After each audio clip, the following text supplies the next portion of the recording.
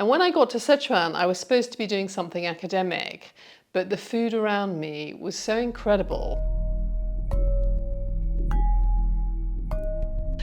For a start, Chinese food is hugely varied and diverse, both regionally and in terms of having very fancy food, street food, rustic food, vegetarian food, all these different kinds of food. And also, since the beginnings of Chinese civilization, Chinese people have always considered food to be inseparable from medicine. And from another aspect, Chinese cuisine has a lot to teach us about sustainability. Firstly, traditionally people didn't eat much meat at all.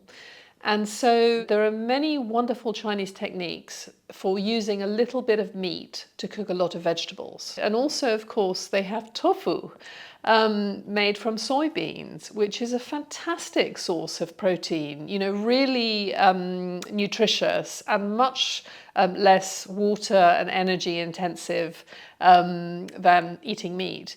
And in China, tofu is not just a fringe meal for vegetarians, it's part of a normal daily diet. And so Chinese people talk all the time about how to eat healthily, in this season, in this weather, because of how you're feeling physically.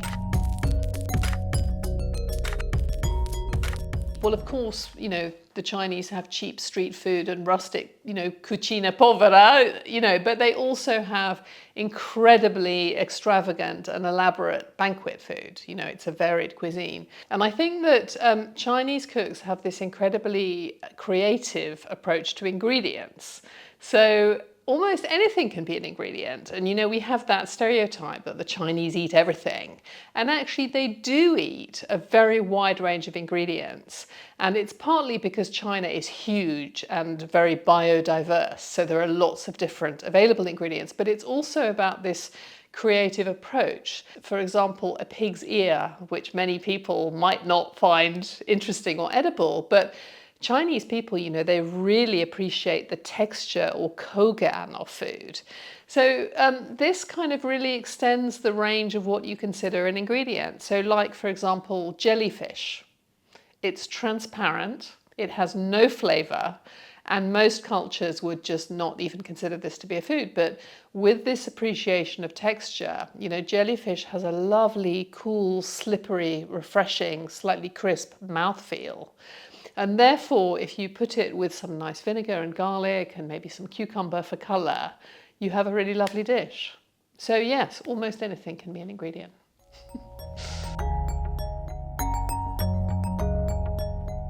And I think that Westerners often have a very strange double standard about this, because when we see a Western chef like René Redzepi, Noma in Copenhagen, putting ants on the menu or reindeer pizzle or penis, everyone thinks, oh, how creative, he's a genius. And yet when Chinese cooks, prepare chicken's feet or duck tongues, then there's something weird about it. So I think that it's time to sort of get rid of these double standards and take a fresh look at Chinese food.